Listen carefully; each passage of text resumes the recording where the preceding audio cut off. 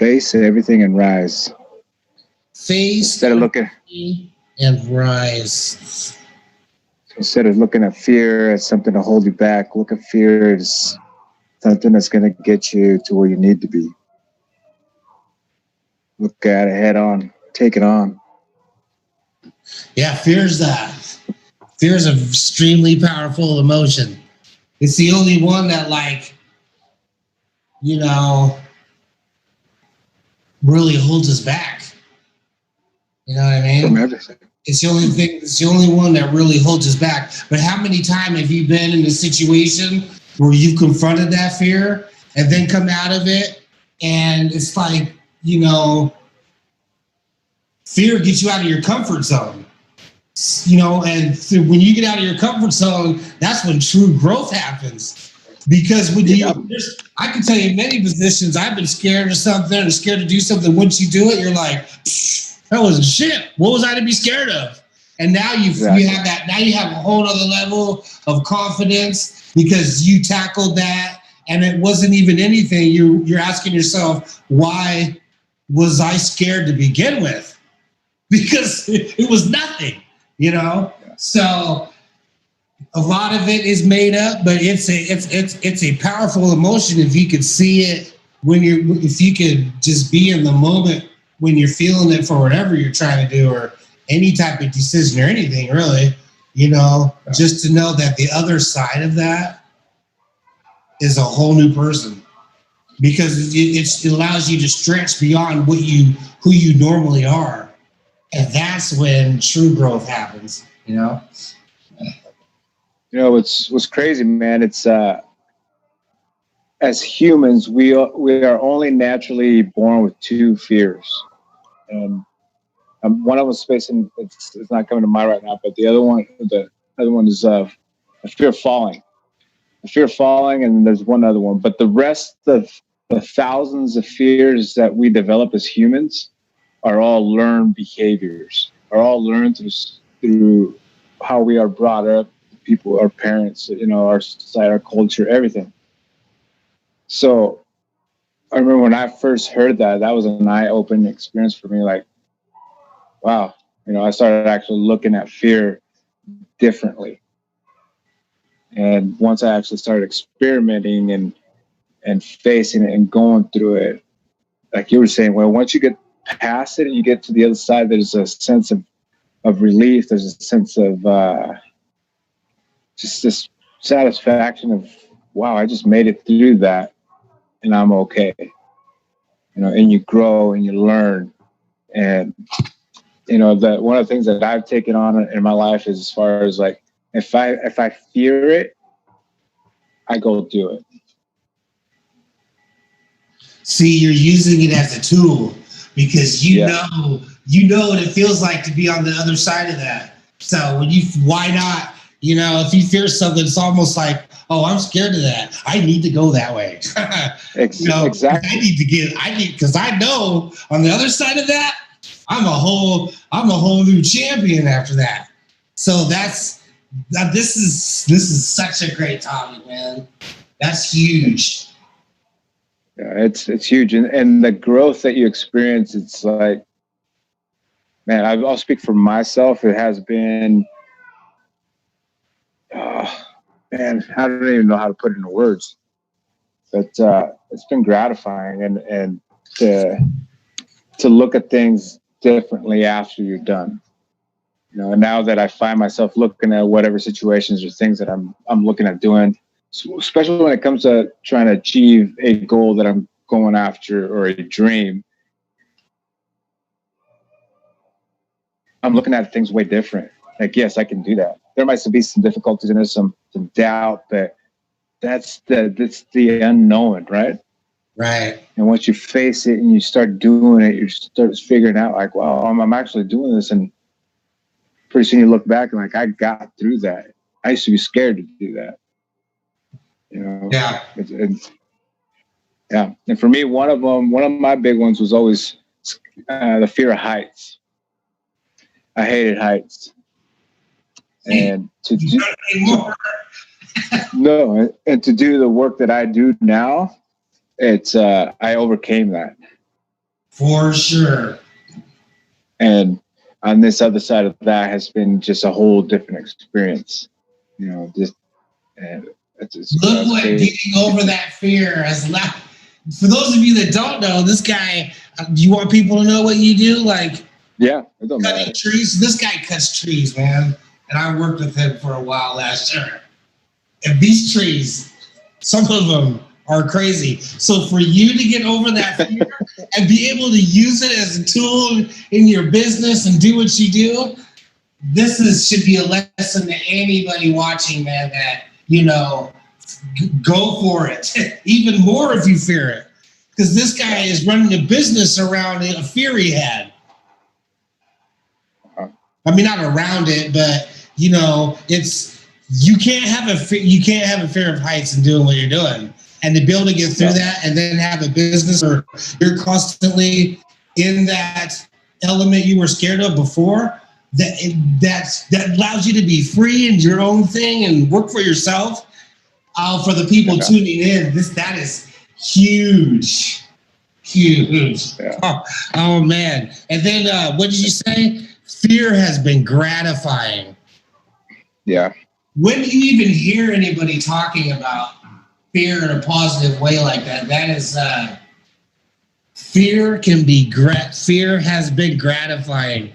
That's, you know, that's huge.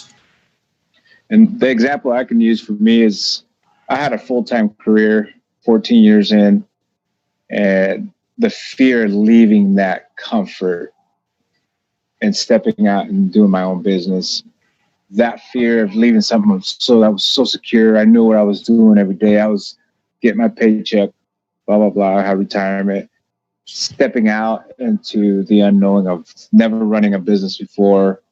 And that leap, there was fear there. There was a lot of fear.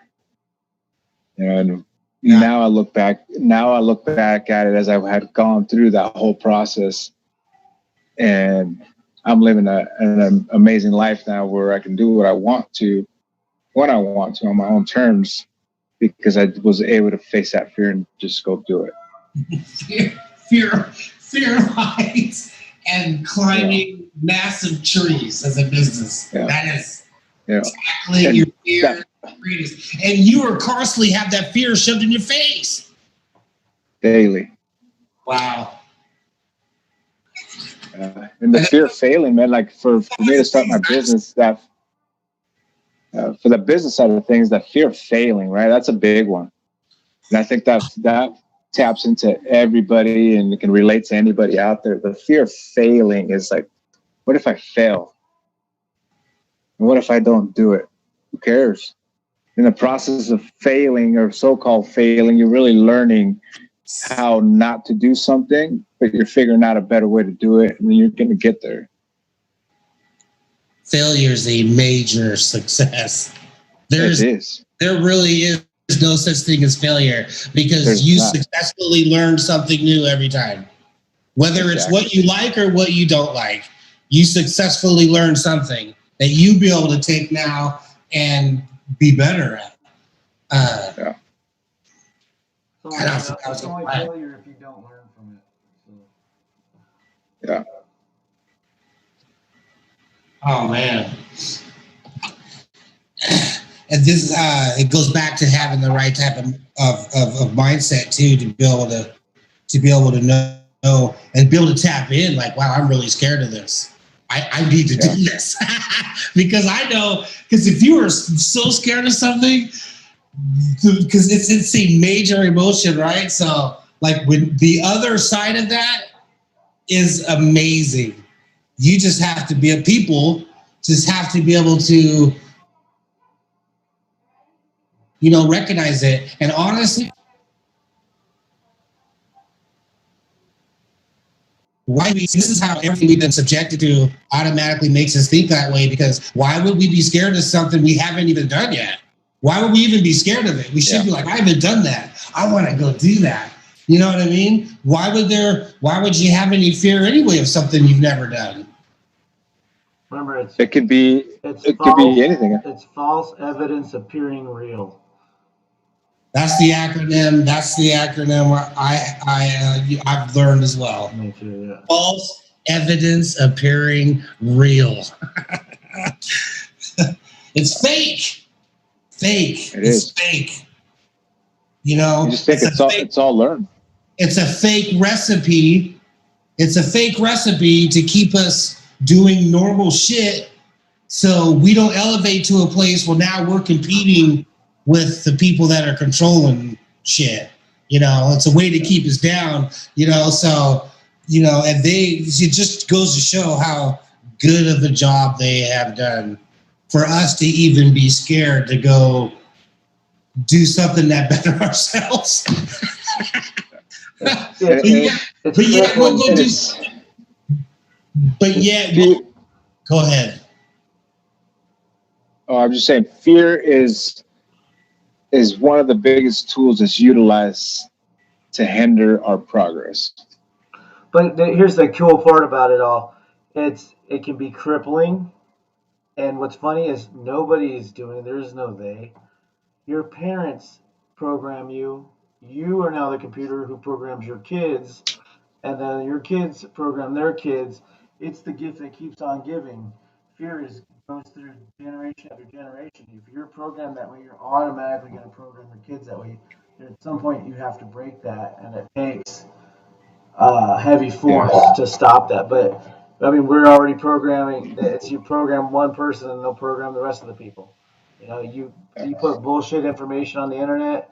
Somebody knows about it. It's COVID-19. It's this, that, whatever it is. Not saying anything's fake or real, but somebody takes some information, they believe it, and they immediately run around and start being like a virus and trying to program people with that same information, whether it's good or bad. And they program it. So fear is the same thing, programmed. Oh my God, you're going to start your own business, but what about your health insurance and 401k? And what about your kids? And they immediately start putting this fear. You can't do that because what if?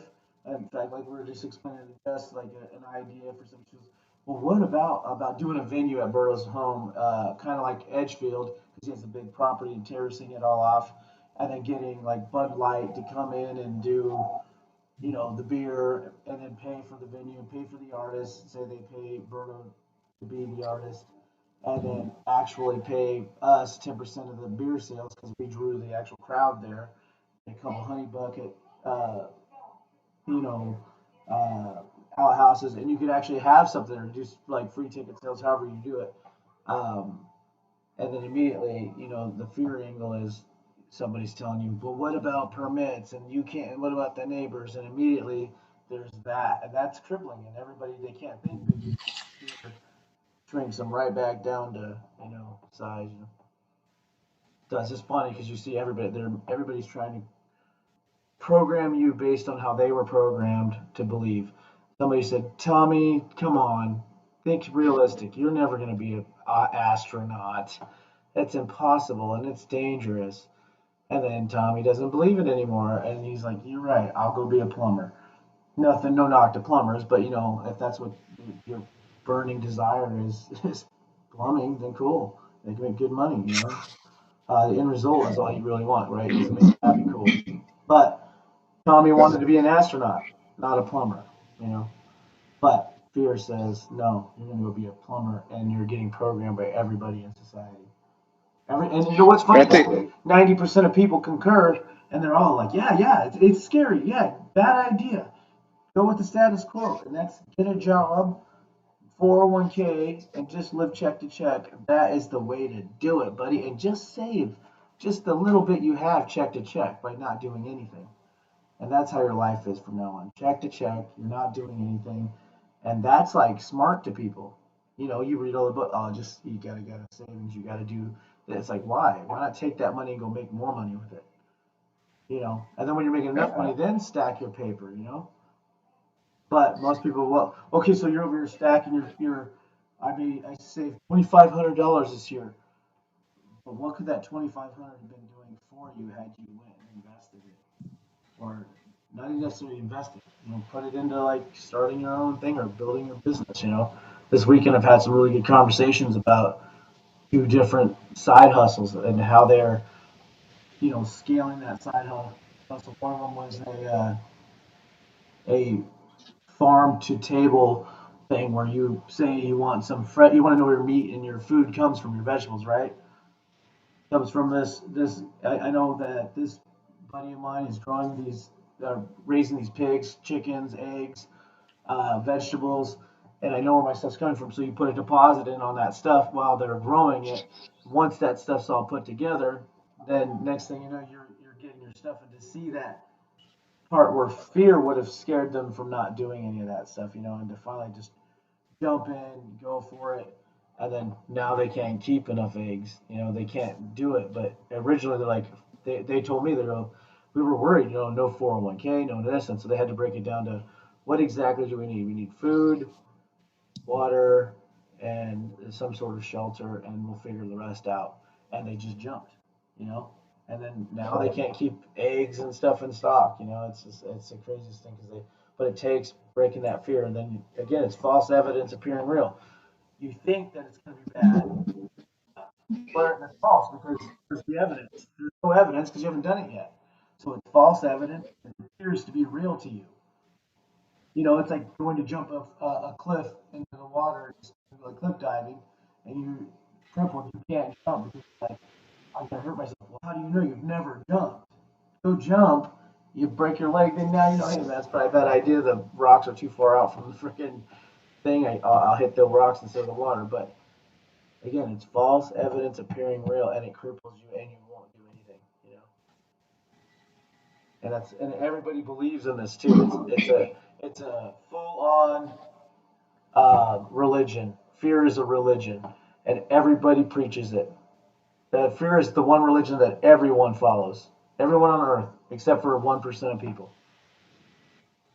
Exactly. And I think that's what ties into what you were saying, Will, the they, as far as there's certain people out in this world that use fear to control the masses to push agendas. So I was agreeing with that earlier, what you were saying. Yes. But that's a whole different thing. But it's used. Fear is huge, and it's used to do things in this world. But fear is a belief, though, so they're not fabricating anything. They're making something, and they're using that as a tool to leverage because we believe in fear. Whereas if we didn't believe in fear and we said that, fuck that, that's bullshit, you can no longer control. You take the handlebars off your little back and say, no, you can't control me. That's not happening. You can throw all the crazy media you want out there. I put on Facebook for 2 seconds, and it's like, everybody get home now, get your shotguns and get ready and protect the family. And it's like, are you fucking kidding me? Like most people are like, oh God, I don't know what I'm gonna do. They're running out, they're buying ammo, they're buying guns, and they're going, oh fuck, here it goes. Toilet paper. I personally have probably 500 rolls, but it just happens I could get the hookup on it. But and there was none in the store, so just so I could wipe my ass, I'm getting toilet paper. But yeah, it works. But at the same time, it's because it's already in our DNA. It's just something that's easy. It's just like if everybody's a sex crazed addict, you throw some little porno on, and then they're gonna go in it. But it's not the people that made the porno that are at fault. It's that you already believe in that system where you're an addict of whatever that is.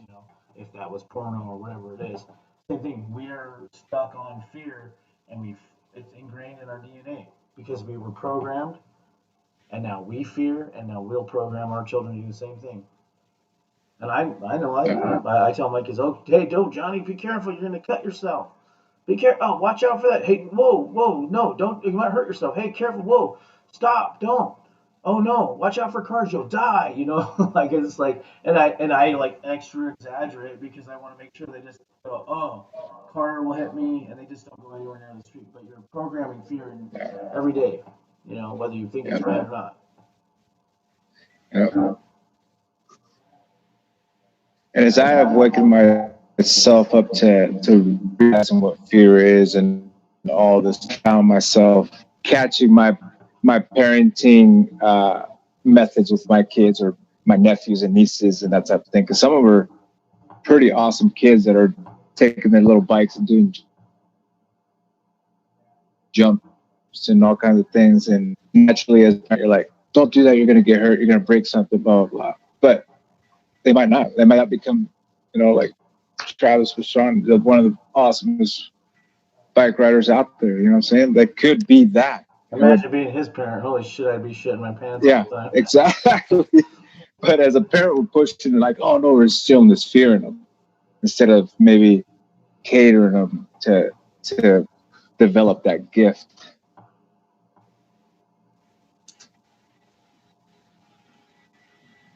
Yeah, fear is the for me the couple of times I broke it because I pretty much operate from fear. Yeah, all of us do. I don't care whether you think you're a superhero or not. But that's why we're not rich. We've been operating from fear for how long? We're scared to do things. We're like, oh fuck, what's gonna happen to us if we do these things? And mine is fear to grow, fear to get anywhere else. For instance, I'm working for a shit job, Office Depot, crappiest job on earth. Uh, I'm one of the top guys, but I mean, you're like fuck, but what I need to make sure I have money to feed the kids and pay the bills, and I mean, I didn't go immediately and be an engineer for Snoop Dogg. At one point, I had an opportunity where I could be an engineer for Snoop, and I was scared that, well, I already own a house, and what if I can't pay the bills, and how am I going to pay the bills, and what if it doesn't pay enough? What if there's a transition in pay? And so fear stopped me from hanging out with Snoop Dogg and making music with him. Same thing happened with um, well, when I actually didn't fear, I was working for Office Depot, and I said, "Fuck it," threw the keys in the safe, quit the job. Says this doesn't align with my principle, well, not my principles, my purpose.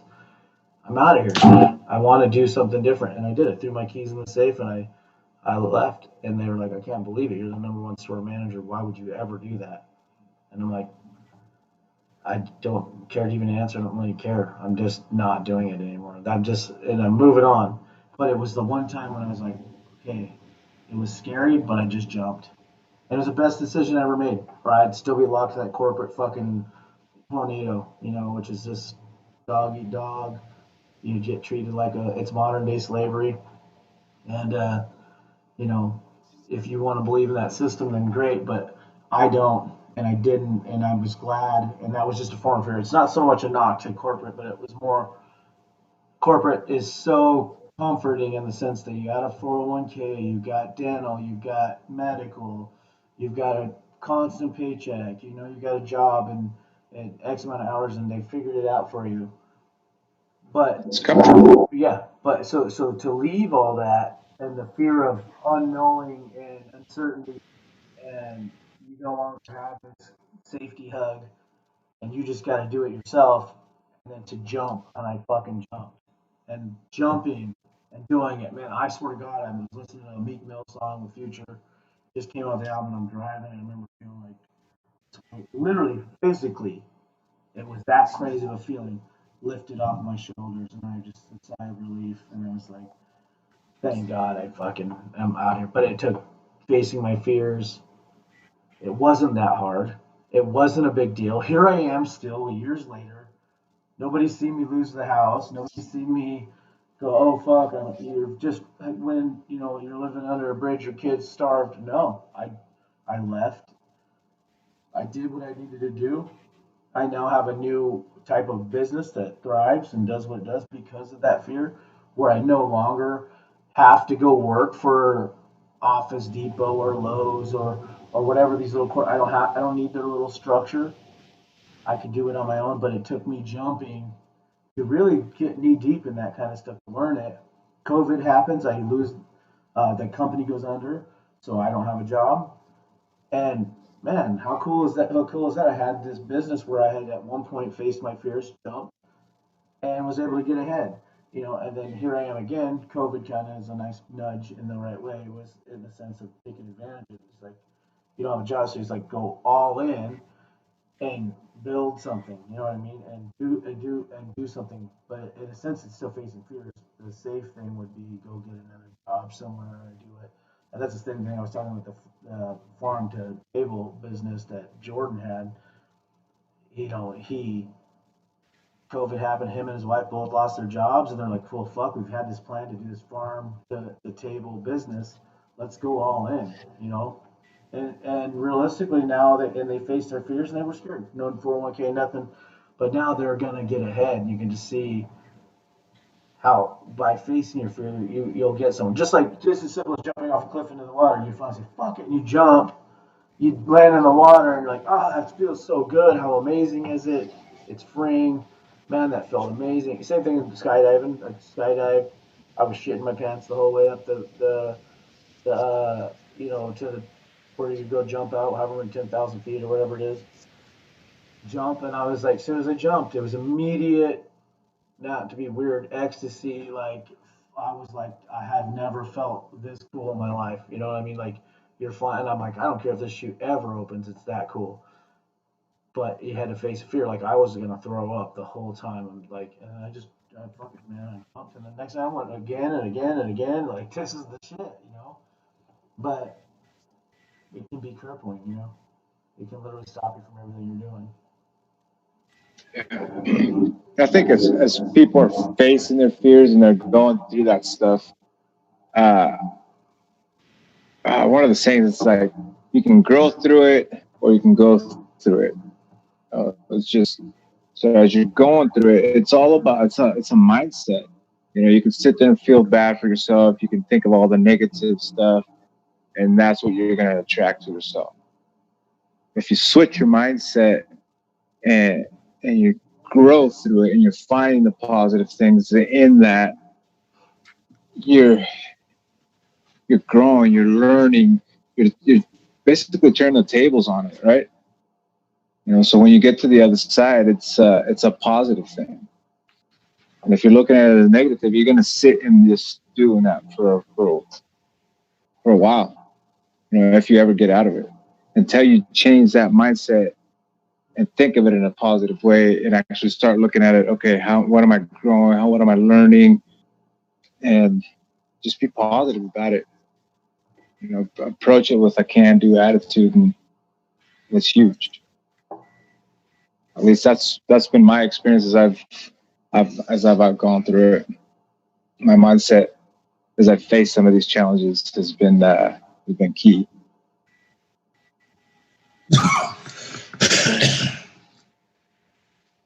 It's so important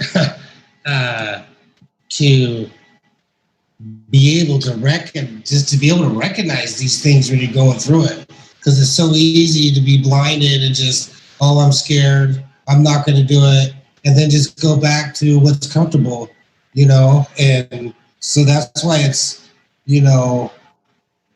it's important to be in tune with all this stuff, man. Yeah. Or you would never even be able to break it down like this or see it like this. And hopefully for those of you that are watching, you really take a lot away from, especially this topic, man, of, and even look at the things that you've accomplished in your own life that you've been scared of, and what is it like to be on the other side of that. There's no reason, there's no reason to have fear at all. But it'll always be there. Always. But man, it's so powerful when you can talk about it like this, and it helps you kind of able to look at things different. And knowing how much tackling that fear is going to be amazing. It's hard to see it in those moments. This is exactly why I feel like we're doing this, and talking about this stuff. So it's constantly, flowing through us, these type of, mindsets we need to have when we're out tackling stuff the rest of the week, Yeah, This is a good topic. Because once you conquer one of your fears, it's addicting. Now it's like so you're almost unstoppable, because once you do it, you're like, man, fuck it, let's do it. And then once you do, next thing you're like doing the next thing, and it's like you overcome that. Like, for instance, that first time, man, I worked 14 years at Lowe's. I worked freaking 3.5 years for Office Depot. my whole fucking like professional life was working for corporate. To jump off or out the window and just say fuck it was so empowering that the next time an opportunity comes, I don't mind, like, fuck it. I know I'll live. I jumped off this cliff, landed on my feet. I know I'll live. And that confidence of, man, you know what? No matter what, I know I'll make it through. I quit my job. I've done my thing. I did fine. I was able to course correct in any issues I had. And man, I did it and I'll be okay. And that kind of comforting yourself because you've done something in that experience. Man, now the next time an opportunity comes, you're more apt, like, hey, don't let freaking Snoop tell me come be my engineer again. You know, like, cause I don't give a shit. I'm out. Let's do this. You know what I mean? Of course, if it works for me business wise, but you know, there is a and that doesn't align with what I'm trying to do. But you know, any other opportunity was coming that aligned with what I'm trying to do. I'm never ever again going, well, what about the Bills? No, well, they'll figure themselves out. I don't give a shit. It's time to go and do it. This one life you have, and just fuck. This is the one time, you know. And why sit around for 14 years working for Lowe's? You know, that's But I like think, fuck that. like you were saying, man, it does become addicting. And where it's helped me was the more of these fears that I faced, the more I wanted to do more of them. But in that process, my dreams became bigger.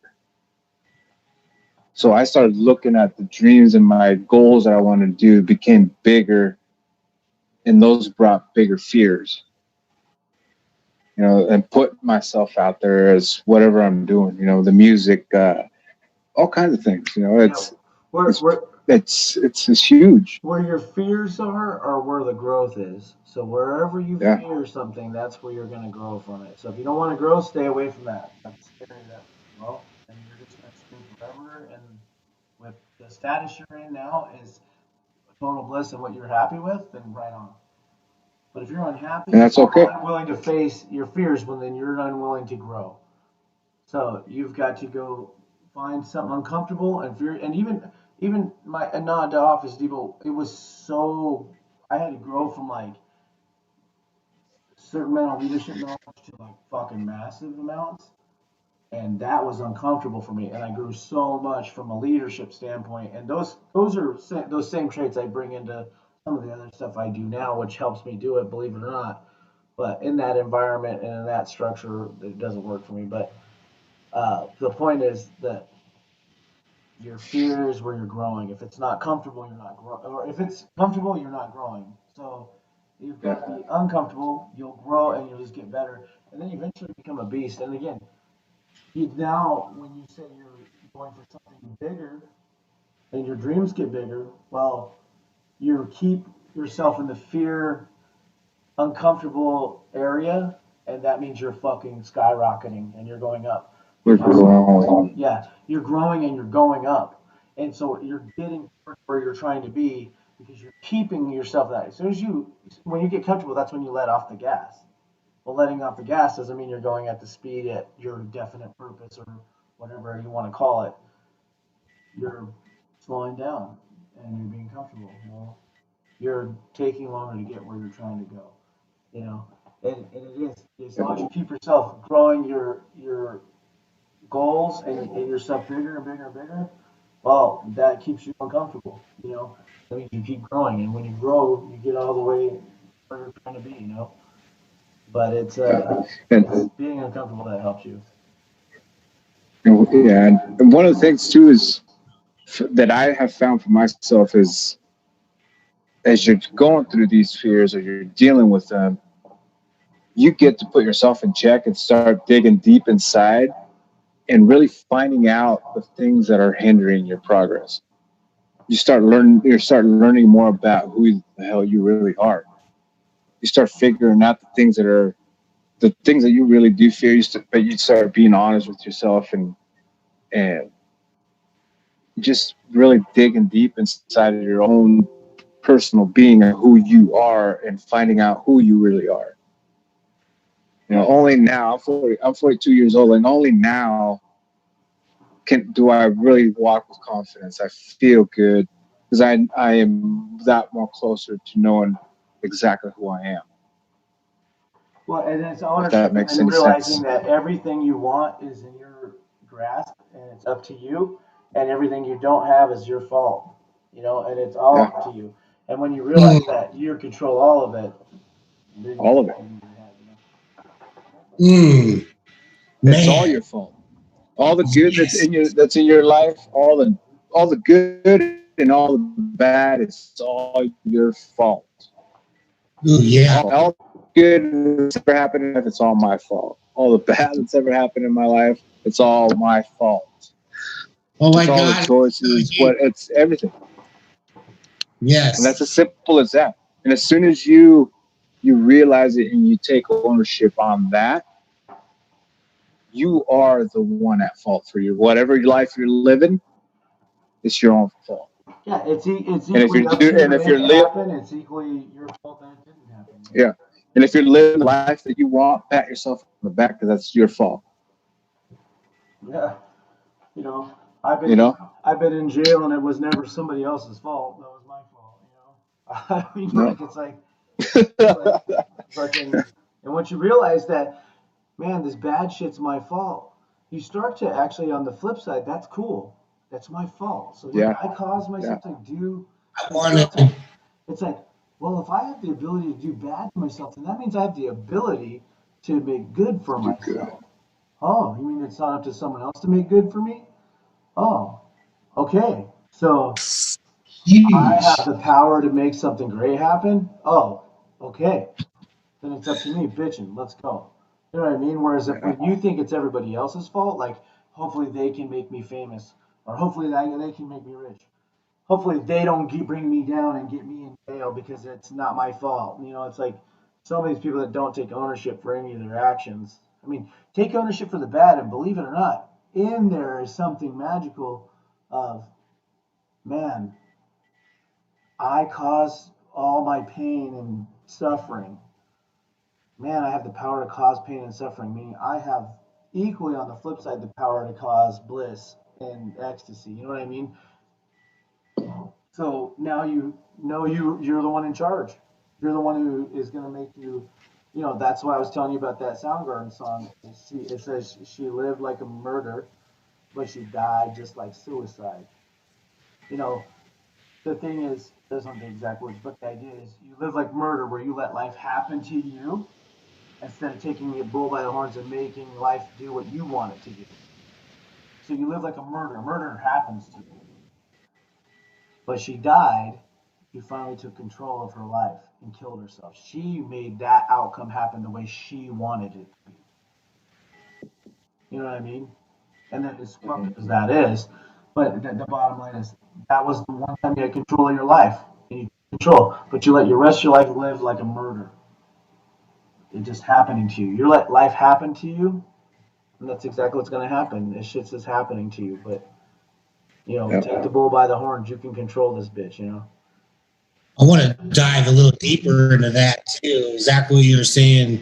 Uh, Taking 100% responsibility. That this is so huge, and I physically 100% have said this to myself and have completely changed a certain dynamic in my life that has to do with my child.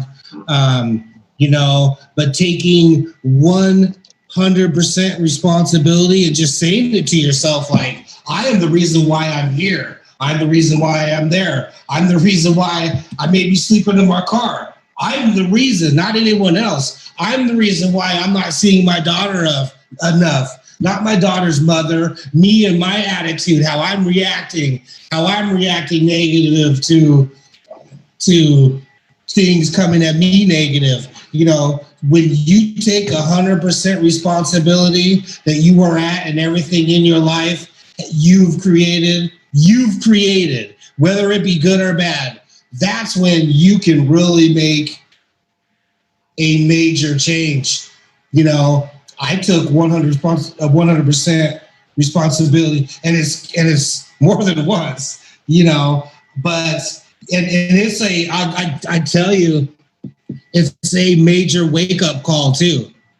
I'm the reason. I'm the reason I'm not seeing my kid. Now, is that fair? Because I'm not the only person in this, right? So no, it's not fair. But that's not the point. Even if is it 100% true? You know, there is other variables, but that's not the point here. The point is you still suck it up and take it. It's because of me. Because as soon as I did that, I 100%. It changed me, and I started doing things differently, and it 100%. I was able to see my daughter more than I ever have in my life because I took 100% responsibility that I'm the reason why I'm not, and now I'm doing things different and create a situation that I was able to see her more than I ever have because I took responsibility for it, even though it was not fair. But that's not the point. The point is to suck it up and take it, you know what I mean, and realize it's you, and then you can be a better you and change it. Yeah, it's like in those interactions, and Will and I have had this conversation before. It's like in those interactions, it's like, yeah, it's not fair, and yeah, that person could be coming at you just crazy sideways. But so you allowed yourself to jump on their energy cycle and go with it down in the shitter, or did you decide to deflect it and go? You don't have to. If somebody swings at you, take the fucking punch right in the face. You know they're coming at you with this negative energy. They're coming at you sideways. Now, what are you contributing to that interaction that was matching their energy? Right? And you do that. Somebody comes at you sideways, you match their energy, and then it's sideways. Well, I remember as a kid, I was an asshole. I still am, but like majorly an asshole, like a bully a little bit. And one time a kid stopped me and he said, why are you being mean to me, dude? Why are you there? I didn't do anything to you." And I was like, boom, like, oh my God, the first person's called me out on my shit. However, had he tried to swing at me like I was coming at him, he would have got his ass beat, right? But he came at me and said, "Man, I'm not doing anything with you. I don't want anything with you. I'm not sure why you're even approaching me like that. What's wrong with you? Why are you coming at me all crazy? Like, do you have like an issue?" And I mean, he literally called me out on who I was, and I was like, "Oh wow." And I didn't do anything to him. I never messed with that kid again. He didn't have to punch me. He didn't have to do shit. Literally just flipped the energy on me, dude. And I was like, oh shit. He took ownership that if he would have come at me sideways, he would have got beat down. You know what I mean? And instead, he just made me feel like a dumbass. I never wanted to mess with him again. It was like him kicking my ass. It was the craziest thing. Like if he would have, I was like, I'm fucking with him again, because he mentally kicked my ass. He like not like intelligently or whatever the fucking word is for it, but kicked my ass like. And that for me was like he didn't match my energy. And so that's the same thing, taking ownership for your portion of that interaction and changing. It's like my wife and if she comes crazy and I just like keep it cool and just I don't take it to heart like I do everything else. As soon as it happens, I don't go, oh God, well fuck, and then it's on. I like just let it go. I'm a raincoat, let it slide right off the back, and then just change the energy. You're now the puppet master, and you control the energy in the room, and anything you want, you can control. The person, anything you want. You know what I mean? You can control the way a room moves because you're no longer susceptible to their energies and the way they're doing. You're not letting them control you with the way they have their energy, i.e., Jen, coming at you with some sideways energy. You're not letting it, doesn't control you anymore. Which is, I'm rubber, you're glue, moving on. And now you flip the script, and now you're in control. And what do you want to do? I want to see my daughter. I want to do this. And so now you manipulate that situation, and it works, and now you're happy. And believe it or not, you're like, cool, I'm glad I never even did that. Because you're always in retrospect, you always look back like, man, I shouldn't have said something back. because we can always say something harsher back, and then it's just a harsher deal that we got to deal with, the overall thing. But that starts with the ownership, man, and owning that piece. But for some people, it's a hard pill to swallow. Oh, When you first realizing it, it's a very hard pill to swallow. You're like, oh shit, it's it my really is. fault. But Yeah. it's so Because cool at the same time. the Again, it's like, man, it I have is, but control. the easy thing is to point the finger or to push the blame on somebody else. That's the easy thing. That's a cop out. But taking the blame The makes it. hard pill to swallow is to realize it. It is, but so once you do it, it's a gratifying pill because you're going, you Yeah. know what? I have control of every situation I'm in now. Yeah.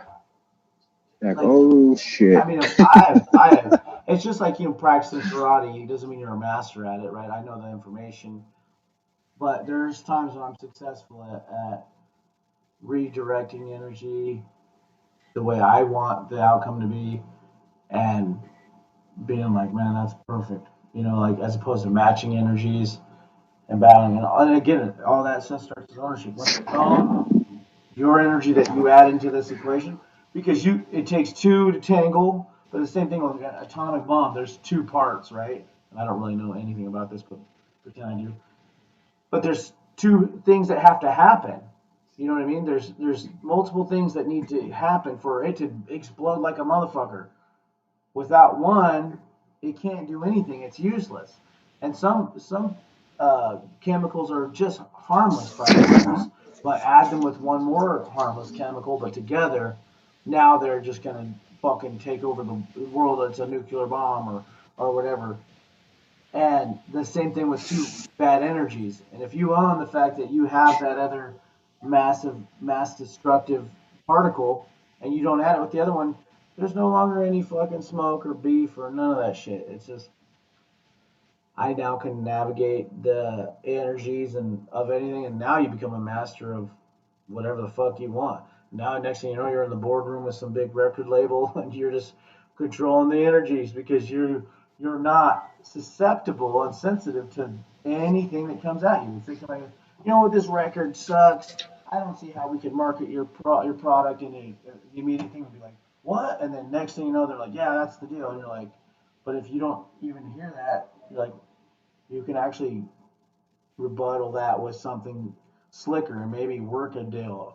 That could be in any business transaction you're in, any emotional transaction you're in, any friendship transaction you're in, any regular interaction becomes, you know, different because you're not susceptible to nobody's controlling you and pushing you around. You can't be messed with.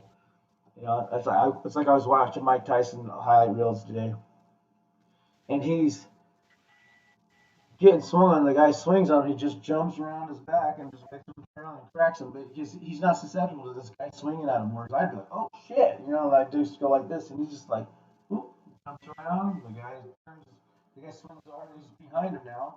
And then he waits for the guy to turn around and figure out where Mike is, and you're done. Because Mike's not susceptible to getting scared of punches being thrown at him. He just like, this doesn't compel me. It doesn't move me one way or the other. You're just throwing your arms, and that doesn't fuck with me.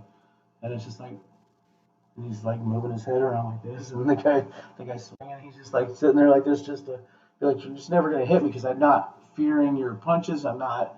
You can't control how I'm going to move. Mike's still controlling that movement. He's navigating that room, that energy, because he takes ownership of that. If he gets hit, that's his responsibility because he let himself get hit. And then once people can't control you, you now have control. And it's for me, it's just like I I'm successful at it one time out of a million, but when I am, I'm like, man, what a win because and it's tough, but once you can do it, and I'm just too into matching energies. It's easy to do. It's easy to just jump right in there, and take yourself, as they used to say back in the days, down to their level. It's easy to go there. Yeah. Oh yeah, you want to get stupid and dirty? I can get stupider and dirtier. You know, and then it's like, fuck you, you know, and then I could say something even dumber and we can just go whack me. You know what, I'll go to prison forever and kill you. You know, that's just what we are in nature. You know, a dog goes at another dog to fight him, that dog goes right back and like, well, fuck you. And then they're fighting and they die. You know, like, that's just nature. You know what I mean? But if a dog goes, oh, I and hides behind the fence, like, once that dog get picked up by his owner, and now he's still alive. You know, it's, but ownership's a pretty big deal, man. That just owning your own behaviors, realizing that you're not perfect. There's something so cool in that. Just I'm not perfect, so that isn't now. You can't be as mad at those people that you hate or are mad at, or having the hard times with. I.e., it could be an ex, it could be a person you don't like, because you realize that I don't like them, but you know, part of why part of that situation is my fault. Now there you're not as angry at them, and it makes it easier to cope with that kind of stuff. There's just a lot to be said about ownership, man. And it's like I know about it. I struggle with it. You know, it's like I know how to throw an uppercut, but I don't mean I'm good at it. This is a very effective punch, but if I don't practice it, it's fucking useless to me. You know.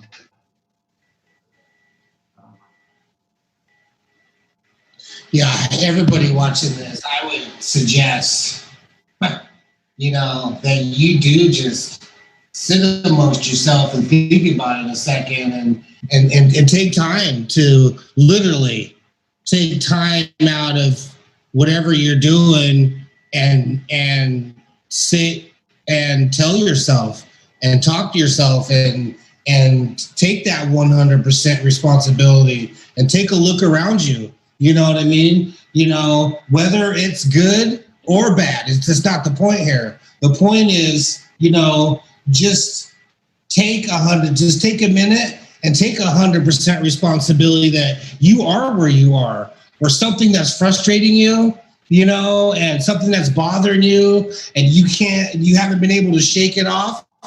Sit back and take responsibility that it's happening because of you, not that other person. And it's not going to be fair. It's not going to be fair. That's life. Because it isn't all your fault. It isn't all your fault. But that's not what you're trying to get after here. You're still going to take responsibility, even though it isn't all your fault, because this is what you need to do to be able, one of the things you can do to be able to change it.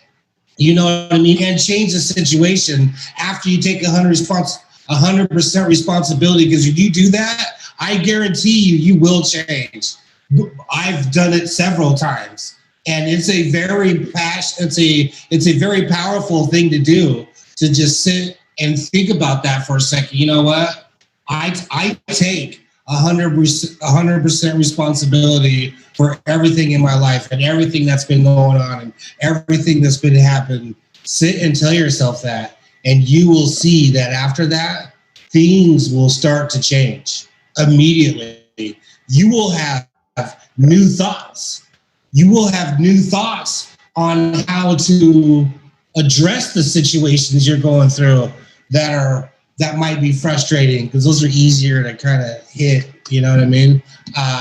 You know, you will find new ways to approach it now that you've taken 100% responsibility for it.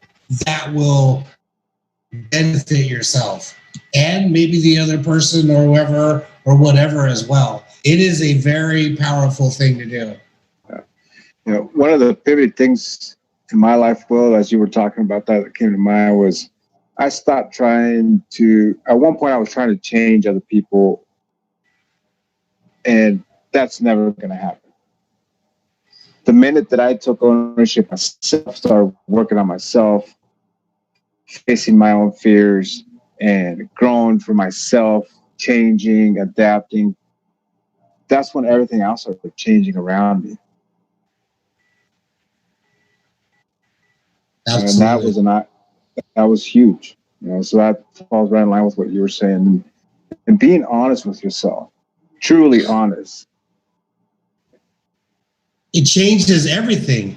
It's the energy or whatever it is. You know, I mean, I can't from a scientific level, I can't really tell you, but everything changes once you do that. It's just the law of whatever it is in the world. It changes once you do that. 100%. I'm sure it's energy, and your whole mindset will change. I had new ideas when I did it. I had new ideas on how I could make it better. You know what I mean? And it was more just being better myself, being a better version of myself, being more in control of myself.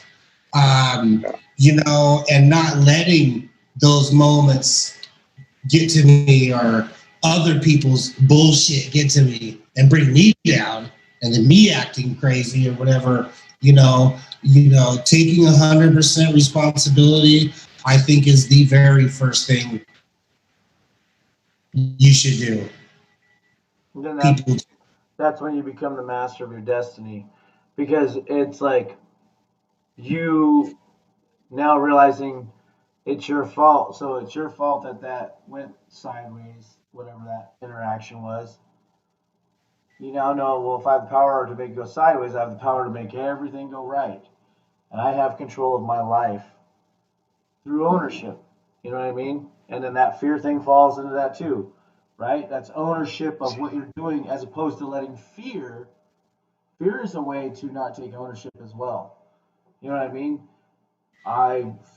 You got to pay your bills. You got to do that, and then automatically, that is a way of not taking ownership of what you have to do, because now you have to own that you have the power to change your life, or not even change it, but just live your life the way you want to live, the way that make you feel amazing inside and make you really have the best experience in this one life you have. And that's really what we want. We want to have the best life. We have one roller coaster ride, and I want to ride the best one. I only have one track. I mean, you imagine going to Magic Mountain, they got all their rides, and you get to pick which one. And it's like, well, if I only get to ride one, then let me just go on the best one, the funnest one. Okay, because I only get to go on one.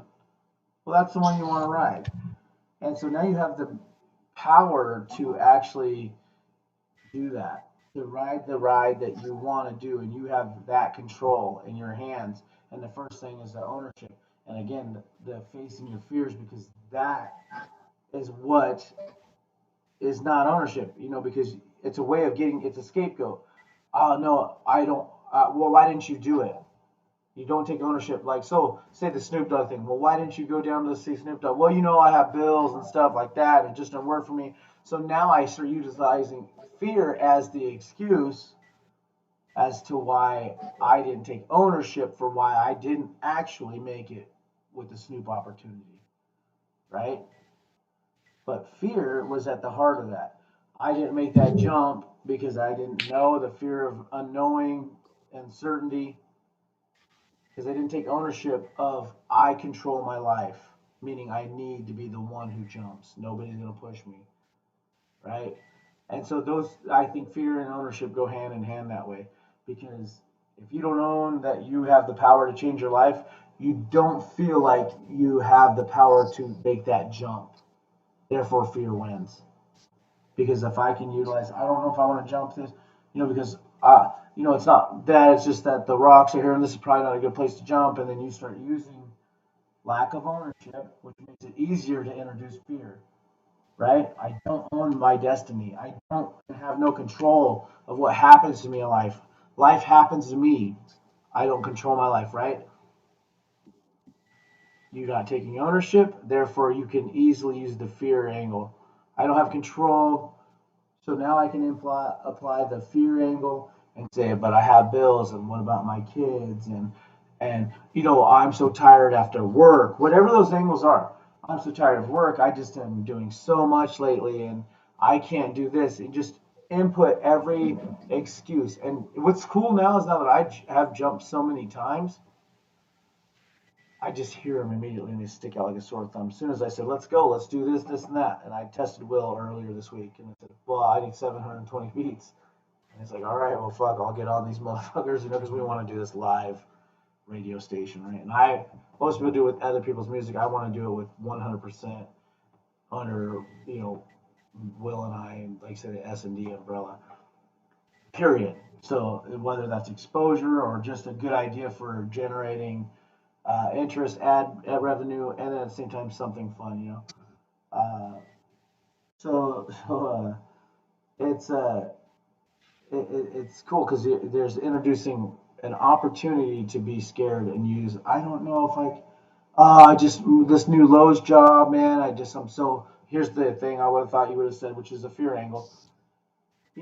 Man, I'm finally happy to be normal and just to have something that's solid as a rock to build off of in my life. And I don't think I can take advantage of this opportunity. But I appreciate it. It'd be cool. But right now, man, I just need to focus on me and what I'm trying to do right now and just be the best specialist at Lowe's I could possibly be. Because, the basics are cool. And that's awesome. But again, that's still fear. Just because you got out of some fucking gutter shit, dude, and you came up on top of that, doesn't mean that we can't go quickly going, how did I get from my car to fucking $1 million in 1 year? And I was thinking about,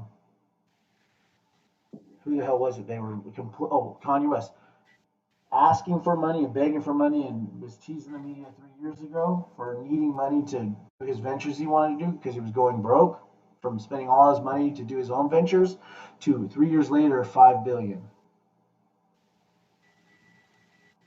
He didn't go, okay, I just finally got to where I can pay my bills and still live this lifestyle. He went and leveled up, and 5 billion. Forbes confirms 1.2 billion.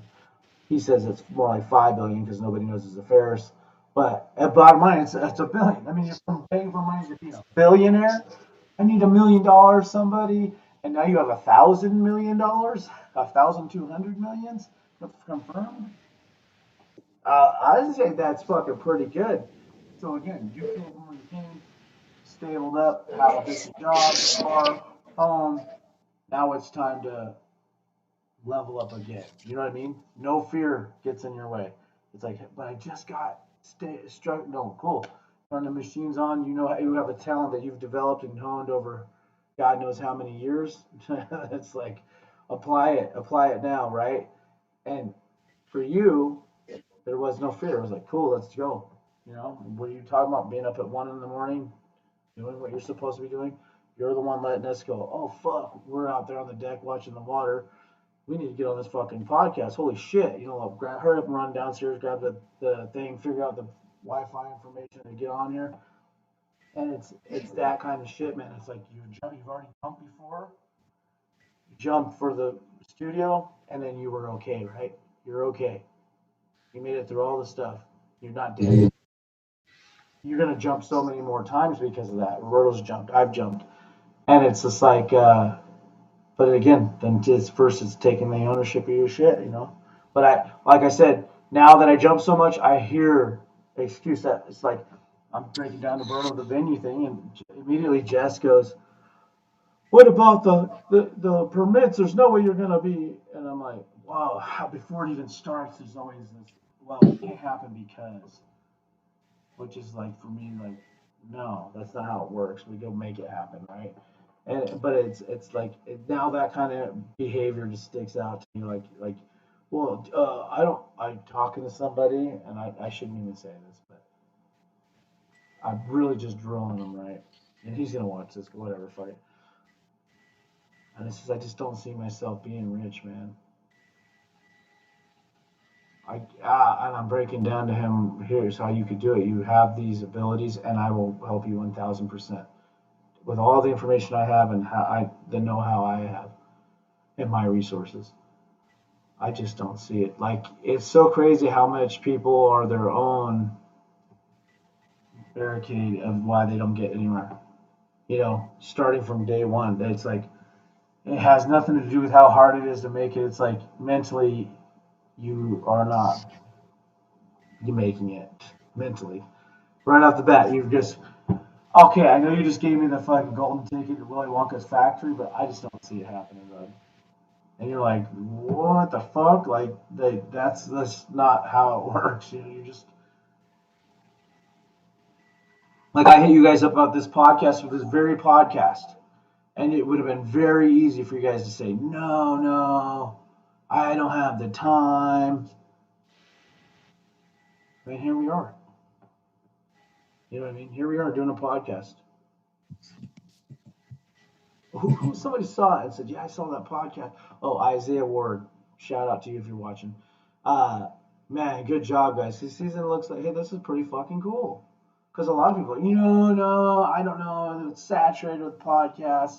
It just can't happen. It's like, who gives a fuck? Who cares? And you know what? Everybody else has counted themselves out like that too, bro. Jump on. These people will give up in a year and you'll be right there at the top. You know what I mean? But it's so wild how many people don't take ownership for what they're doing, so they think it's an outside energy or force that's going to get them there. And it's like, no, the biggest force is yourself. You know, and I understand the universe, but the universe ain't going to do it all for you. Especially if you don't even think you can get there, you know? Don't say to me. I'd say that anybody out there watching fear is a liar, period.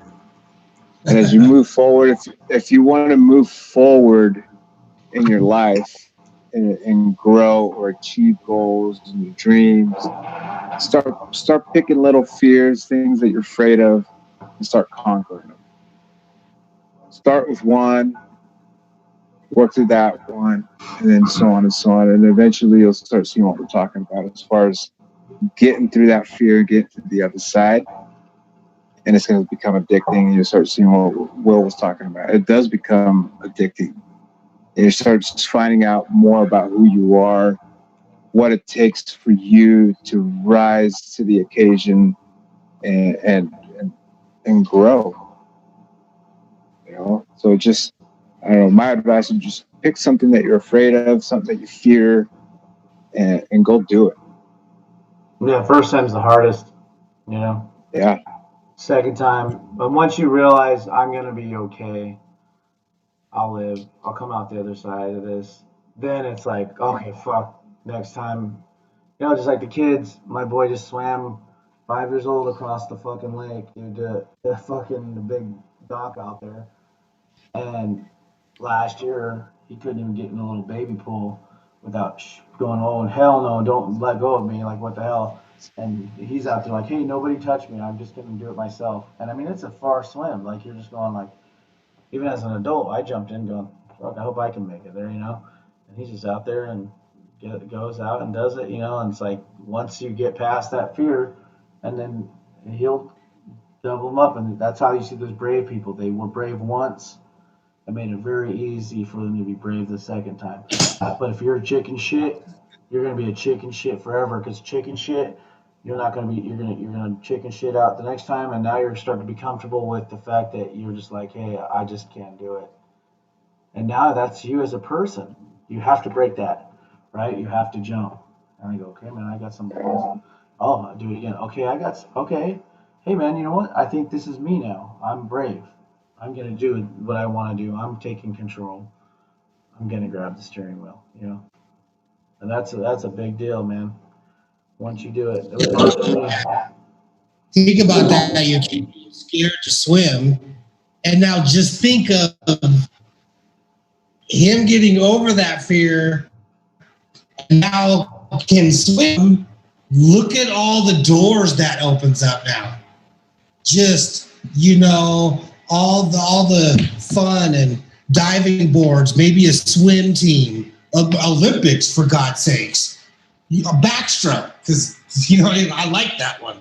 You know, just the doors that open up after you conquer something. It's like you don't even know what you might like. You know what I mean? You know, but it doesn't mean, but you also might find out something you don't like, you know, but just conquering that fear, now you're a better person, a stronger person, a more confident person. And now the sky's the limit again.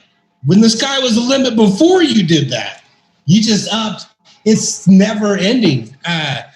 This is huge. The doors that opens up now just off of something so small. You know, learning to swim, I don't think is small. No, no. I taught swim lessons for years. Yeah. You know what I mean? But that's a huge fear. Drowning and all the shit you watch on TV. Yeah, it's a life or it's life or death, right? You know, so it's like, so that's a huge fear, you know. So getting over that, and then just the things you can do now after that, scuba diving. Now the whole world is opened up. Well, yeah, it's not even. It doesn't even have to be strictly swimming. It's the fact that you overcame your fear. So, say it could be dirt biking, and then later on, it could be just jumping on the opportunity to take on a major project, a job. You know, starting a business, and you're just so used to overcoming your fears that it just becomes the thing that you're like, what is fear? I don't even know what the fuck that is. I just go do shit now. You know, fear's not an obstacle anymore. And be able to tie into that too. Wait a minute, I have a fear of riding a bike. I also have fear, and now I'm a swim champ, so I could be a dirt bike champ too. You know. Oh man, yes. Just being in tune with all this stuff, man, and just knowing this type of stuff, so you can see this type of stuff when it's happening. This is why we're doing this kind of stuff, man.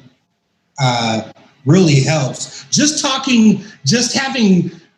Before we went live with our conversations, just having these conversations for 4 hours, I'm just a new person every time, just solidifying the information that we can do whatever we want, you know?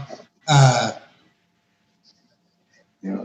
The other thing I'd throw out, not to cut, were you finished? I didn't want me to cut you off.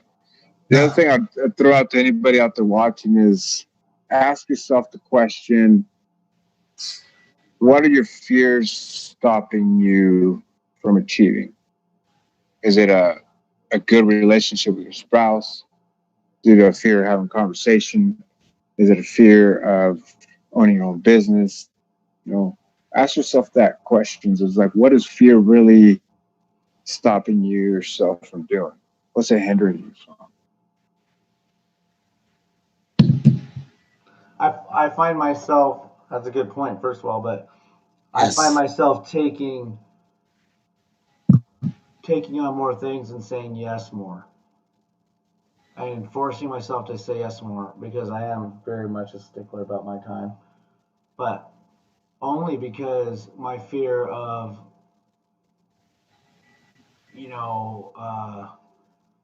committing myself to something and not wanting to do it because what if it turns out I don't like it later on or whatever. And now it's just, yes, I'll do it. The answer is just yes all the time now. Ricky hits me up, hey man, I'm like, yes, let's do it. What is it you want to do? Yes. Fuck it, let's do it. And not, well, the fear part would be like, well, I don't have a lot of time. I've got the AWACS project. I got the fucking S&D website. I got the funnel thing. I got all this marketing shit I'm doing, and then I'm trying to do my own album, and then blah, blah, blah. And then Will and I are doing this fucking radio show. And then it's like, I have this podcast, and it's like, no, yes is the answer. Yes. And then figure it out. And it's like, there is no the fear thing anymore. It's like, that's no longer a thing. Now it's more like challenging myself to say yes, and it is utilizing like what you were just saying with what is it that you're wanting to do and fear is stopping you from doing. Again, fear of conversation to like say make your marriage better, fear of whatever it happens to be, and no longer saying I don't know and just going and saying yes, I'm going to go do that, whatever that is.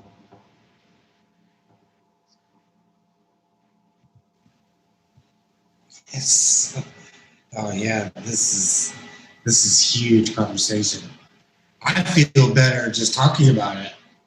Oh, I'm thinking to myself, what am I scared of right now? You know what I mean? What am I scared of right now? Get out. gotta ask yourself those serious questions. I mean, honestly. Yeah.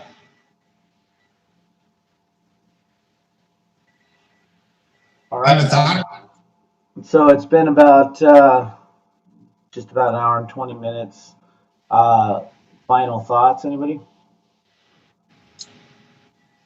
Uh, Fear is amazing. I'd say Amazing tool. I'll go back. I'll go back to the beginning. Just go face everything and rise. You know, fear is a liar. Period. Yeah. I think I'm going to take another round of just sitting down and taking another round of being 100% responsible, man, and just being really grateful. I already am. You guys know, but just another round of taking 100% responsibility that I'm in the position I'm in, and the things that are going on are because of me, and the things that I don't like, I'm going to start changing them and start changing my thinking about them, and start chipping away at some of the things I don't like that's going on, some of the things I'm missing. I think that's something might need to do, every once in a while, just to keep you humbled and on the right track.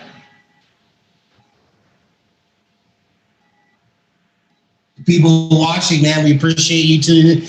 We tuning into these, and we're looking forward to these expanding, and maybe you hopping on in, and saying hi one of these sessions, and maybe just telling us your thoughts on some of this type of stuff, and you know maybe we can help you move from one way of thinking about things to a different one. Yeah. One thing I will say is subscribe, because we're starting to get pretty consistent. Yeah, we got some bugs to work out from scheduling and stuff. At 10 o'clock on Mondays.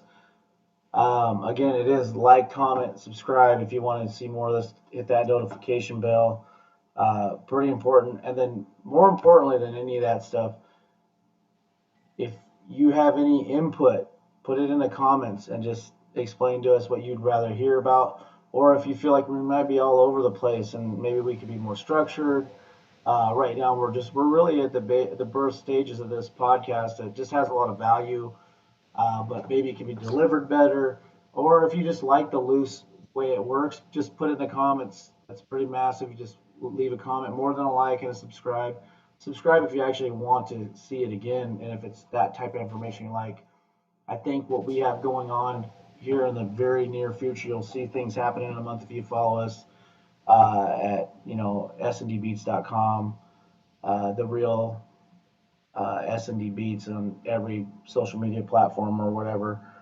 You'll start to see a lot of new stuff coming out from radio stations with Will and I, the Roberto's album with the AWACS project, and then my beat websites and things of that nature. Those are just kind of proof behind what we're doing that is kind of epitomizes us overcoming fears, not using excuses like family or current situations we're in, where this information is actually being applied to how we are getting ahead. Subscribe to that, because that's what's really we're doing. You're starting to see some proof, rather than who the hell are these guys and what makes them think they're the guys to listen to and know. We're just like you. We're just applying the information and just seeing us move. You're going to see some real proof of life in that sense of all that stuff coming out in like the next month for sure. You'll see a roll out of, a few songs, videos, a full few websites, and all that stuff that I'm currently working on every day. A radio station with Will and I, where it'd be just a 24/7 radio station of beats. If you like easy listening, it's not offensive. You could be in any religion you want. It's just music, unless you're upset about tritones and things of that nature, certain frequencies. You won't be offended. Um, but you'll be able to see that we are walking the walk, and that we're not just talking this information. There's us applying it, and I think in the next month you're going to see a lot of. So subscribe to us because we will be talking about this stuff. You'll be able to follow if you like, music. You'll love what we got coming out. But again, like, comment, subscribe. Um, I'm Robert Olmos with William Jackson. Willie Stride. Yeah, Willie Stride.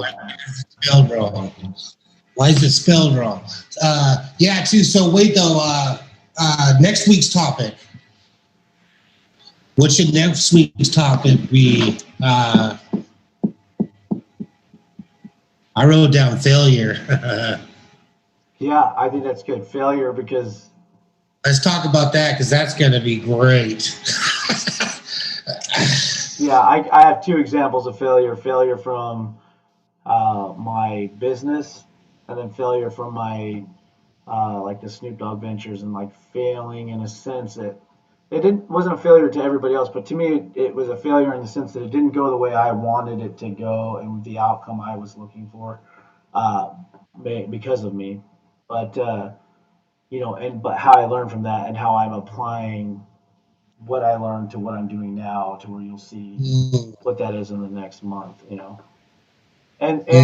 I like it. and why I have a successful side business right now that helped me through the COVID-19 thing, to help me actually address this other stuff based on past failures. But I don't believe in failures, but it's learning experiences. But again, some will call it a failure because it's not the outcome, but I don't base my stuff on a window of time. It's my whole life. So, you don't go, oh, I didn't get that bunny hop on my bicycle. Well, 10 times later, you're going, I can bunny hop. You're like, yeah, but I didn't bunny hop the second try. It don't matter. You now can bunny hop your bike. You now can do the ollie kick flip. You can now draw the picture of Bart Simpson. It didn't matter that you fucked it up 15 times, right? In the span of your life, you were able to draw Bart Simpson. Save it, because I want to speak on it. Yeah. Save Yeah, it. we need to, because failure is freaking an outstanding topic, man. Failure's the greatest.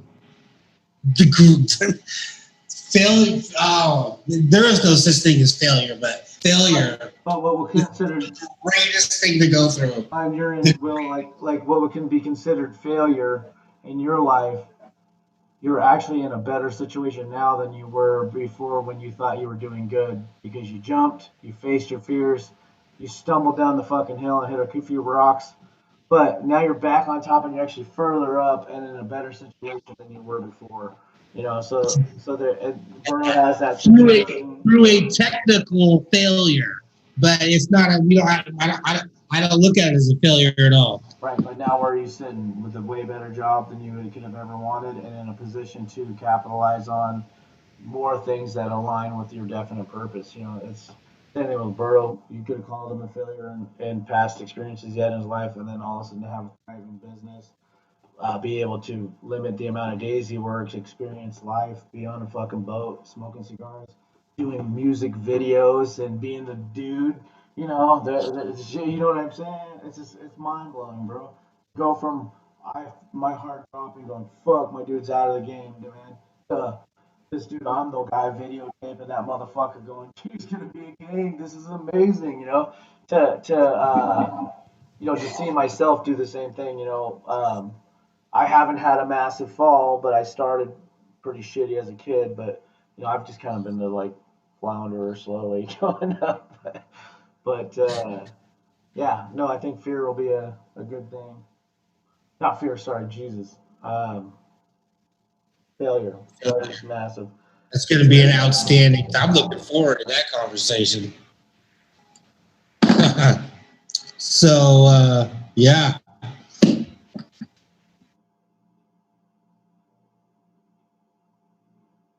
All right, Berta's tired. All right, guys. Frequency.